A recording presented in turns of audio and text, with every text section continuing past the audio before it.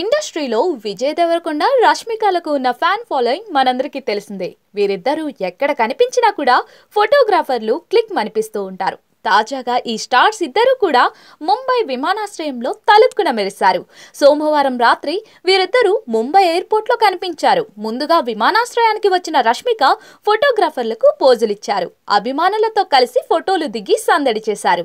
ఆ తర్వాత కాసేపటికి విజయ్ దేవరకొండ కూడా అక్కడికి చేరుకున్నారు. దీంతో వీరిద్దరూ క్రిస్మస్, న్యూ ఇయర్ సెలబ్రేషన్స్ కోసం విదేశాలకు వెళ్తున్నారని అభిమానులు అనుకుంటున్నారు. ఇటీవల ఈ జోడీకి సంబంధించిన ఫోటో కూడా నెట్టింట వైరల్ గా మారింది. రెస్టారెంట్ లో వీరిద్దరూ కలిసి కనిపించారు.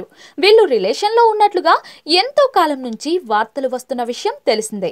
ఈ వార్తలపై విజయ్, రష్మిక ఇప్పటికే పలుమార్లు స్పందించారు. తాము మంచి స్నేహితులం మాత్రమేనని స్పష్టం చేసింది. అయినప్పటికీ కూడా వీరిపై వార్తలు మాత్రం ఆగలేదు. తాజాగా విజయ్ దేవరకొండ తన డేటింగ్ రూమర్స్ గురించి మాట్లాడారు. సమయం వచ్చినప్పుడు తప్పకుండా తాను అన్ని విషయాలు బయటకు చెబుతానని అన్నారు.